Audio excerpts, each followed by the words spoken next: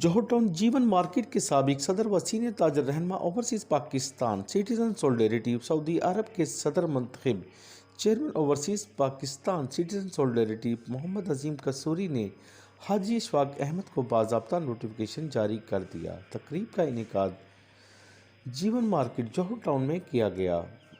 تقریب میں محمد ارشد چودھری، محمد شریف، محمد شاہد شریف، محمد شفیق، وحید الرشید، شاہد شریف، محمد یوسف، محمد فیاض، باجوہ رانا زاہد کی شرکت۔ تاجر برادری کی جانب سے حاجی اشفاق احمد کو صدر بننے پر ہار پہنائے گئے اور مبارکباد پیش کی گئی۔